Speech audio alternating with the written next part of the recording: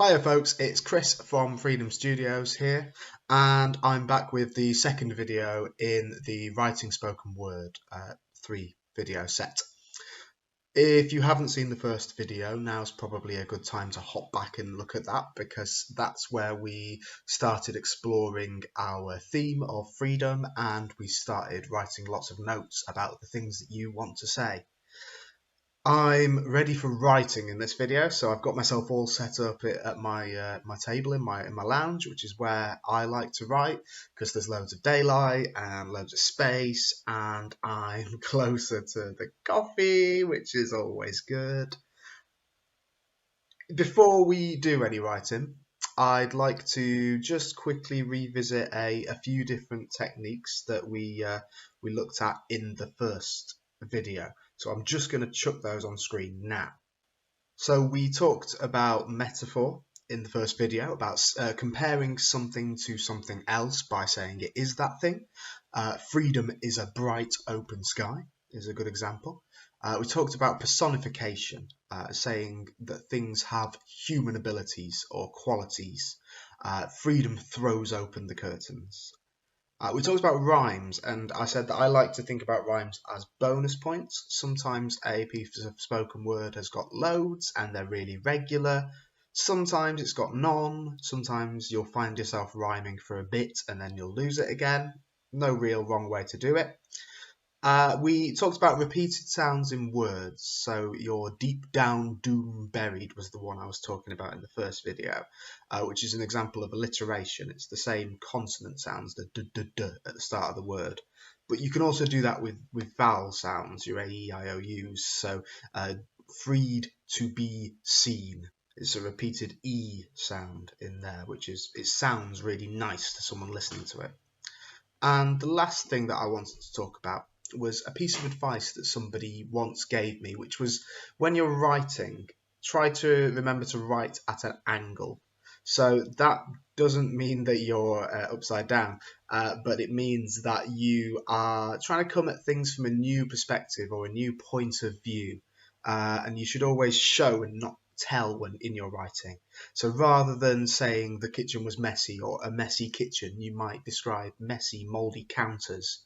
But those messy, mouldy counters might also be a way of describing that all of your life's a bit messy right now, or your head's a bit messy with thoughts, which are the things that I've started talking about.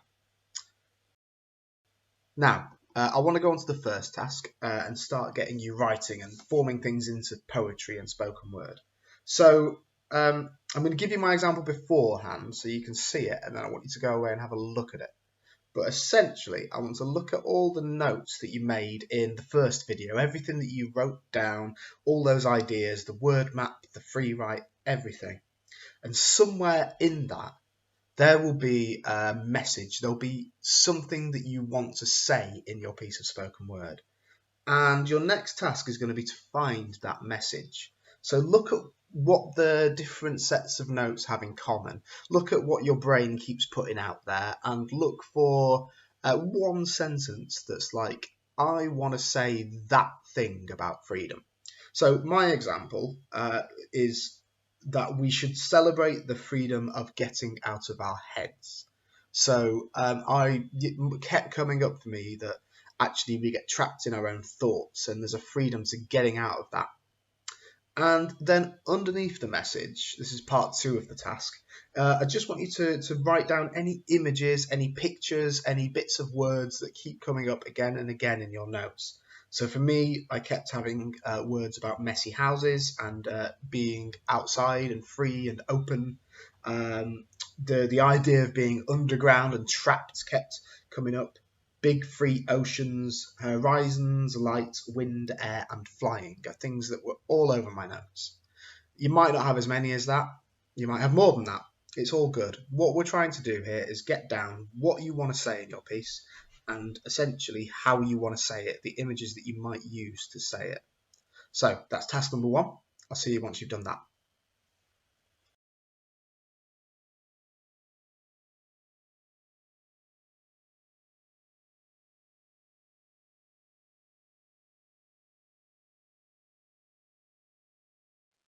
Now, once you've got a message, and don't worry if you're not too happy with it at this point, because you might want to tweak it, or when you're writing, it might go off in a slightly different direction.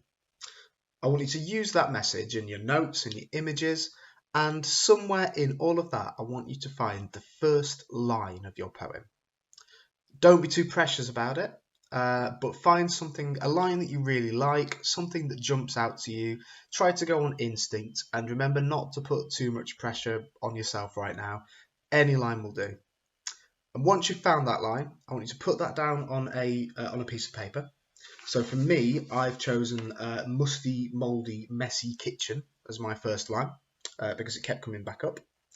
And once it's on a piece of paper, I want you to set a timer for at least 15 minutes, maybe 20 minutes. And I just want you to write from that line. So all of the different techniques that we talked about should be pretty fresh in your head, but don't worry if they don't come up, or don't try and force it.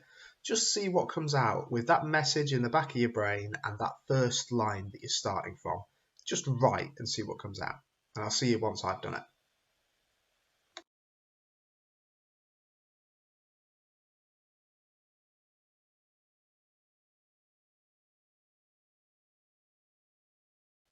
Now, popping up on screen is the piece that I've just written. There's some things that I really like about it. There's some things I'm not sure about it. It's fine. We've just written these. Musty, mouldy, messy kitchen, lounge that's full of dust. Duvet thrown across the bed, pans covered in rust. Cobwebs covering my thoughts, wrap webs around my brain. Coffee stains around my eyes, bored and weary stains. This house, this mind are underground, deep down buried in doom. Takes hours to even find the steps to get out of my room, but find the door and fling it wide and fly across the grass. Feet beating on streets paved by summer heat, escape from sitting on my long for long old loves with long gone friends, days in parks that never end, all the time we used to spend in hugs, now all we send are videos and broken calls into the air across the space, between us and the ones we love, although we can't meet face to face. Adventures imagined one day will be real, we'll soar into the clear blue sky. We don't need to speak when what we feel is heard in every airborne sigh. So, just reading that out loud for the first time, the other technique that we can start to think about is rhythm and the way that the lines flow, the speed you read them at, the length of your lines, the words that take the most focus that you really want the audience to hear. There's a few bits that jump out that I really like in there. I like coffee stains around my eyes. That's a really interesting image, and it makes me think of my glasses and of drinking lots of coffee, which are things I do. Feet beating on streets paved by summer heat is a really nice line where I found lots of rhymes in there. There's also bits that jump out that I don't like or that don't really work. I say the word stains twice in a line after an each. I don't really like doing that. And there's a few lines that are very different lengths and don't really fit. It's all good. I don't want to put any pressure on it right now. What I do want you to do for your final task in this video is to pick a new line out of what you've just written. Don't worry about the rest of it, just pick one line. What we're going to do this time is we're going to set a much shorter timer, so 10 minutes at the most, and I want you to take that line as your new opening line for a second piece. Stick it down on a piece of paper, and again, just write for that 10 minutes. And I'll see you once I've done that.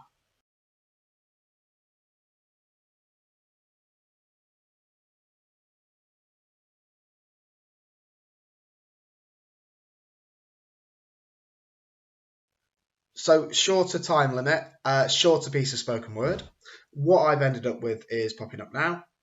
Feet beating on streets paved by summer heat, wind picking and playing with hair, waves kissing sand, reflecting couples holding hands, barbecues burning, burgers blackened, music, laughter reaching for the sky. Adventures played out in dreams, hard work fading away as we take time to imagine the freedom we'll feel. Take time to imagine these journeys are real, not locked in the four walls of each of our minds, the heat felt from behind thick walls of glass, wind filtered through cracks in plaster and brick, music from tin speakers only played solo, but still At least the barbecues are lit.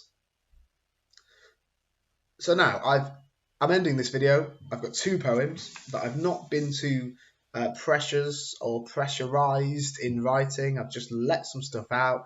I've found a few techniques in there. Hopefully you can kind of look at the piece that you've written and go, oh, there's a bit of metaphor, there's a few rhymes, or there's a bit where I've played with word sounds.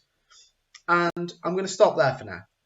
I've got my 2 pieces. I'm not going to worry too much about them, because what we're going to do is in video 3, we will come back to these 2 pieces and we'll start finding the piece that you can really hone and edit and how you're going to perform it. So I will see you in video 3.